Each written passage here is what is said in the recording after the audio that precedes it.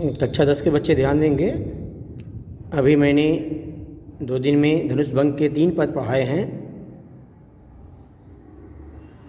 जिसको आप कंठस्थ कर चुके हैं।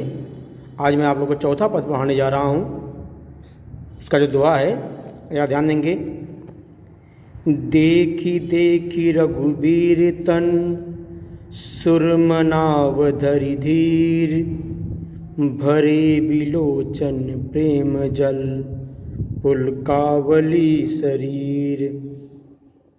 ध्यान देंगे, यहाँ पर भक्त कवि तुलसीदास जी कह रहे हैं कि सीता जी रघुबीर तन, सीता जी श्री रामचंद्र जी के कोमल शरीर को देखकर, सीता जी श्री रामचंद्र जी के कोमल शरीर को देखकर सुरमनाव धरि धीर, धैर्य को धारण कर, धरि धीर में धैर्य को धारण करते हुए देवताओं को याद करना प्रारंभ कर देती है। तुलसीदास जी कह रहे हैं कि सीता जी श्री रामचंद्र जी के कोमल शरीर को देखकर धैर्य को धारण करते हुए देवताओं को याद करने लगती हैं।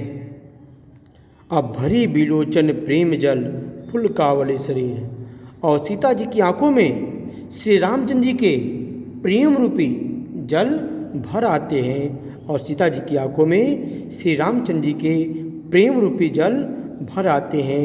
अब पुलकावली शरीर, और उनका जो शरीर है वह रोमांचित हो जाता है, और उनका जो शरीर है वह रोमांचित हो जाता है। एक बार फिर देखिए जरा सा। तुलसीदास जी कह रहे हैं कि सीता जी श्री रामचंद्र जी के कोमल शरीर को देखकर धैर्य को धारण करते हुए देवताओं को याद करने लगती हैं। उनकी आंखों में श्री रामचंद्र जी के प्रेम रूपी आंसू भर आते हैं, और उनका जो पूरा शरीर है वह रोमांचित हो जाता है। आगे देखेंगे अब। नीके निरखी नयन भरी शोभा, पित पुन सुमरी बहुरी मन क्षोभा, अह तात दारुण हट ठानी, समझत नहीं कुछ लाभ नहानी। सचिव समय सिक देई न कोई, बुध समाज बड़ अनुचित होई। कह धनुष पुलिस ही चाप चाही कठोरा, कह श्यामल मृदुगात किशोरा। विधि कहीं भांति धरो उर धीरा, सिर सुमन कन भेद हीरा। सकल सभा के मति भय भोरी, अब मोहि शंभु चाप गति तोरी। निज जड़ता लोगन पर डारी, होई हरहूँ रघुपति निहारी। अति परिताप सिय मन माही, लव निमेष जुग सय समझाही। ध्यान देंगे अब। नीके निरखी नयन भरी शोभा, पितु पनु सुमरी मन क्षोभा, बहुरी मन क्षोभा। देखिए, निरखी मतलब देख कर, नयन भरी शोभा, श्री रामचंद्र की सुंदरता को आंखों में भर करके या अच्छी तरह से देख करके। यहाँ कवि तुलसीदास जी कह रहे हैं कि सीता जी श्री रामचंद्र जी के कोमल और सुंदर शरीर को आंखों से भली प्रकार से देख करके पितु पुन सुमरी बहुरी मन क्षोभा, और दूसरे ही पल पिता के द्वारा लिए गए कठोर प्रण को याद करके उनका हृदय दुख से भर आता है। इसके बाद देखिएगा, सीता जी श्री रामचंद्र जी के सुंदर और श्यामल शरीर को देख करके, और अगले ही पल जैसे ही वह अपने पिता के द्वारा लिए गए प्रण को याद करती हैं, उनका हृदय दुख से भर आता है। अह तात दारुण हट ठानी, और उनके मुंह से आह निकल जाती है कि हे पिताजी, आपने बहुत कठिन प्रण ले लिया है। हे पिताजी, आपने बहुत कठिन प्रण ले लिया है।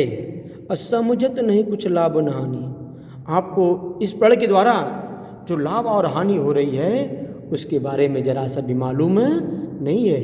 आपके इस प्रण के द्वारा जो कुछ लाभ और हानि हो रही है उसके बारे में आपको जरा सा भी पता नहीं है।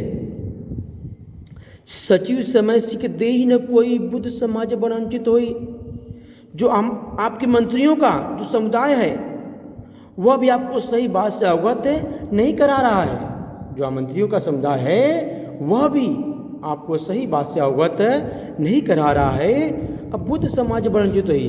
मुझे तो ऐसा लगता है कि आज विद्वानों की सभा में कोई बहुत बड़ा अनुचित कार्य होने वाला है।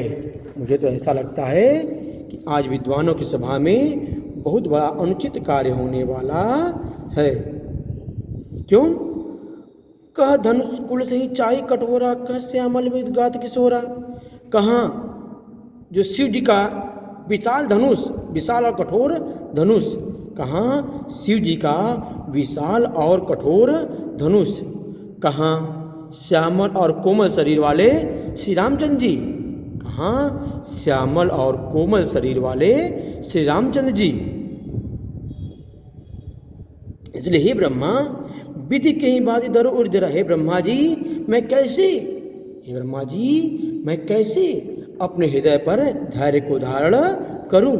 हे ब्रह्मा जी मैं कैसे अपने हृदय होता है, अपने हृदय पर धैर्य को धारण करूं। शिरस सुमन कन वेदम हीरा। क्या शिरस सुमन, क्या फूल की एक कड़ से, क्या फूल की एक कड़ से भेदम हीरा, क्या हीरा को भेदा जा सकता है? क्या फूल की एक कड़ से हीरा को भेदा जा सकता है?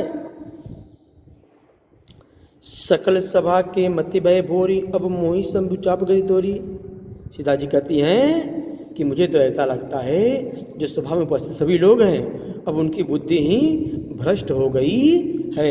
मुझे तो ऐसा लगता है सभा में जितने भी लोग उपस्थित हैं उनकी बुद्धि ही समाप्त हो गई है।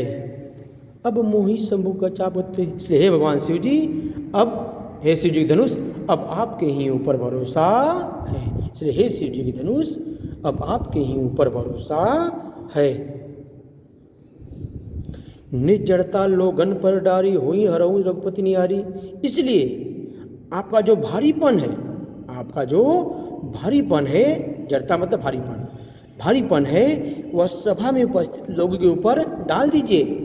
हे शिव जी की धनुष, आपका जो भारीपन है वह सभा में उपस्थित लोगों के ऊपर डाल दीजिए। अब हुई हरऊ रघुपति निहारी। जैसे ही श्री रामचंद्र ऐसे कर सकते हैं, हे जैसे ही श्री रामचंद्र जी आपकी ओर देखे, जैसे ही श्री रामचंद्र जी आपकी ओर देखे, आपका जो भारीपन है वह सभा में उपस्थित लोगों के ऊपर डाल दीजिए। अति परिताप से मन माही, लव निमेष जुग समझाही।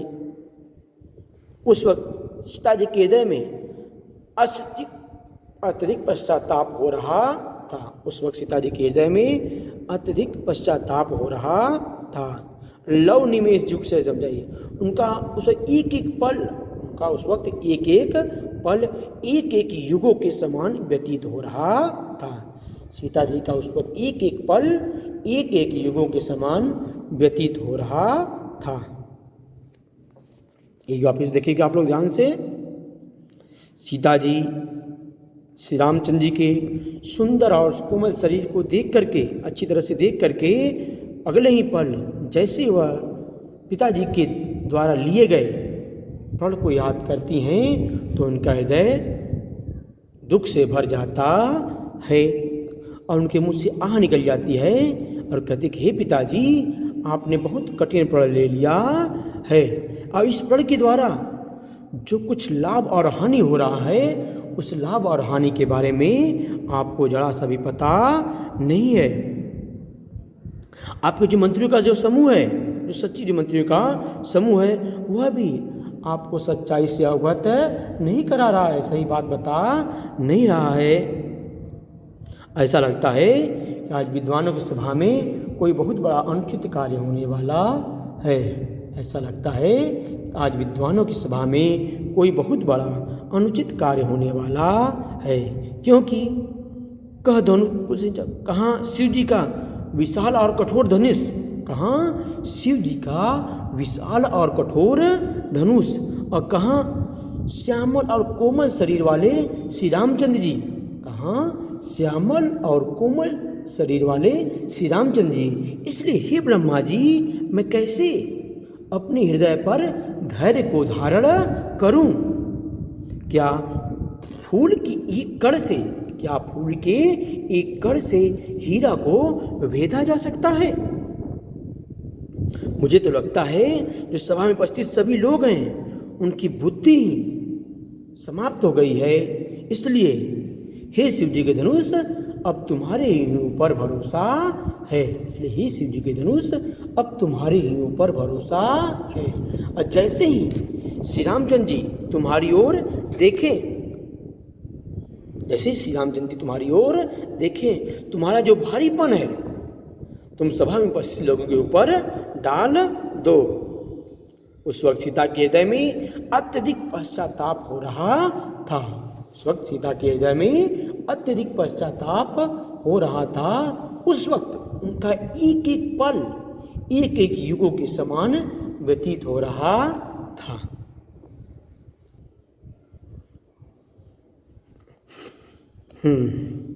या ध्यान देंगे आगे जो दोहा है।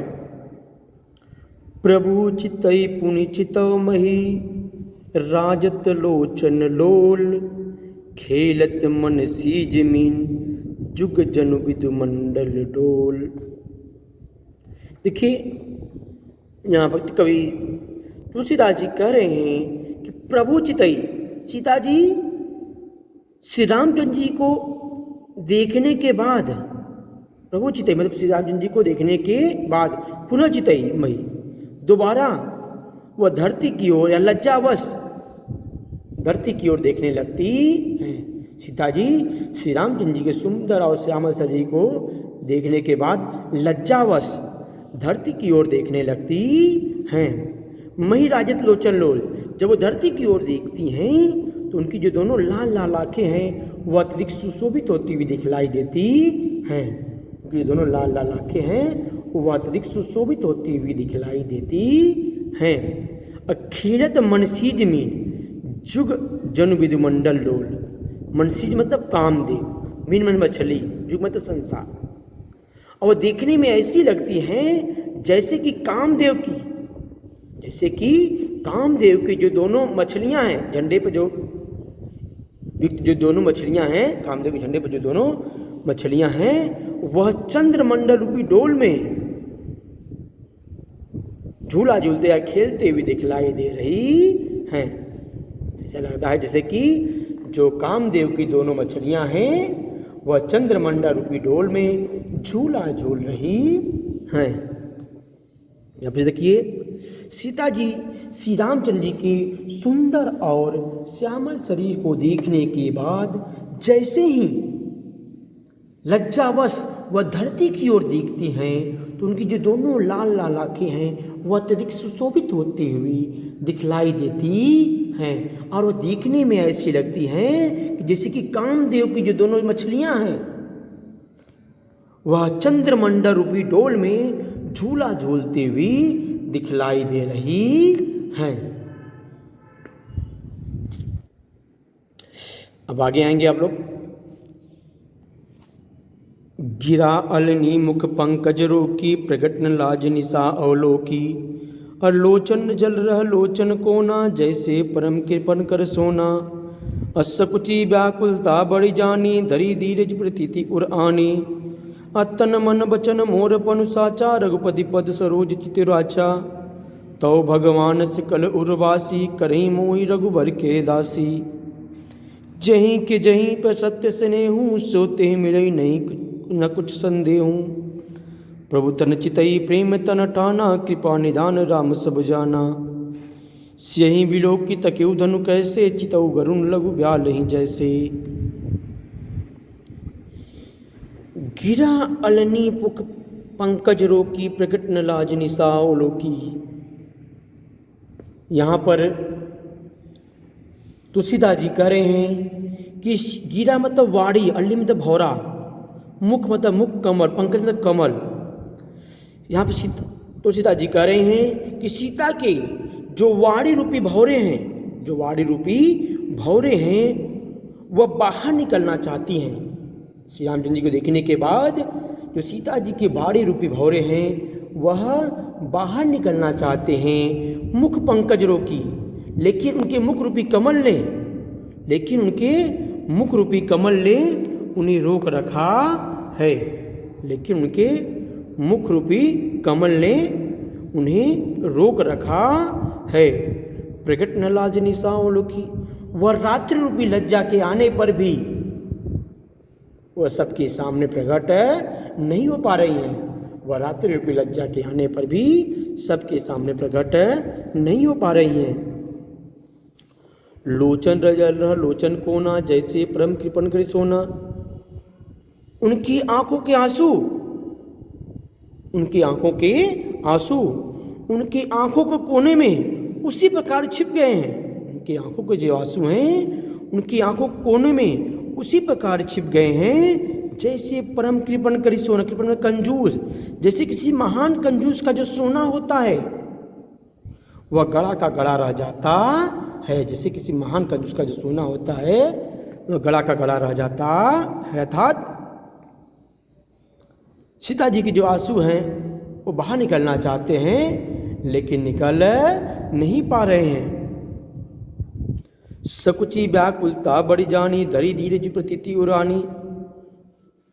जब उनका संकोच और व्याकुलता बढ़ता जाता है, जब सीता जी की संकोच और व्याकुलता बढ़ती जाती है तो धैर्य को धारण करते हुए अपने हृदय में ही ठान लेती हैं। क्या ठानती हैं? तन मन वचन मोर पनु साचा, रघुपद पद सरोज चितुराचा। अगर तन मन और वचन से अगर मेरा प्रेम सच्चा होगा, अगर तन मन और वचन से अगर मेरा प्रेम सच्चा होगा तो श्री रामचंद्र जी अवश्य ही मुझे अपने कमलवत चरणों में स्थान दे देंगे। तो श्री रामचंद्र जी अवश्य ही मुझे अपने कमलवत चरणों में स्थान दे देंगे। तो भगवान सकल उर्वासी, कहीं मोहि रघुबर के दासी। जो भगवान संसार में सभी लोगों के हृदय में निवास करते हैं, जो भगवान संसार में सभी लोगों के हृदय में निवास करते हैं, वो अवश्य ही मुझे श्री रामचंद्र जी की दासी बना देंगे। वह अवश्य ही श्री रामचंद्र की दासी मुझे बना देंगे। जेही के जेही पर सत्य से ने उससे ते मिले नहीं कुछ नहीं। संसार में जिसका जिससे सच्चा प्रेम होता है, संसार में जिसका जिससे सच्चा प्रेम होता है वह उसे अवश्य मिलता है, इसमें कोई संदेह नहीं है। संसार में जिसका जिससे सच्चा प्रेम होता है वह उसे अवश्य मिलता है, इसमें कोई संदेह नहीं है। प्रभु तन चितई प्रेम तन ठाना, रिक्पा निदान राम सब जाना। सीता जी श्री रामचंद्र जी के कोमल शरीर को देखकर अपने मन ही मन ठान लेती हैं। सीता जी श्री रामचंद्र जी के कोमल शरीर को देख करके मन ही मन ठान लेती हैं कि या तो मैं श्री रामचंद्र जी की होंगी अथवा इस दुनिया में ही नहीं रहूंगी।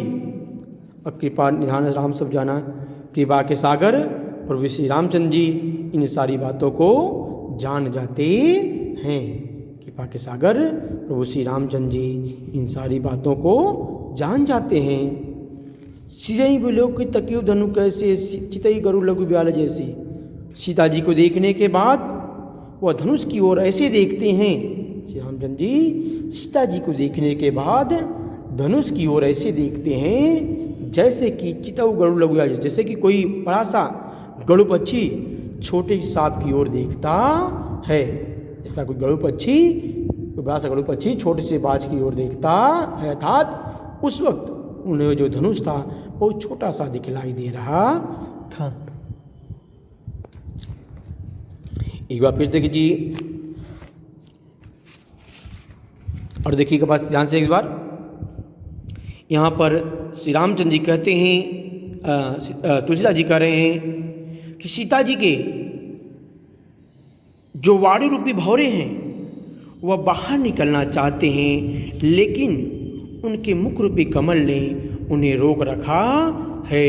वह रात्रि रूपी लज्जा के आने के बाद भी सबके सामने प्रकट नहीं हो रही हैं। सीता जी की आंखों के आंसू उनकी आंखों के कोने में उसी प्रकार छिप गए हैं जैसे ही किसी महान कंजूस का सोना गड़ा का गड़ा रह जाता है। अर्थात सीता जी दुख के कारण आंसू गिराना चाहते हैं, लेकिन वो आंसू गिरा नहीं पाती।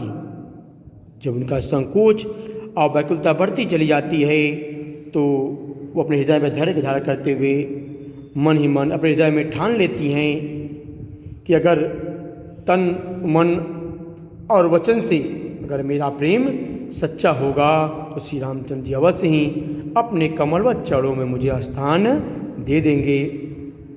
जो भगवान संसार में सभी लोगों के हृदय में निवास करता है वह अवश्य ही मुझे श्री रामचंद्र जी के चरणों की दासी बना देगा, क्योंकि कहा जाता है कि संसार में जिसका जिससे सच्चा प्रेम होता है वह उसे अवश्य मिल जाता है, इसमें कोई संदेह नहीं है।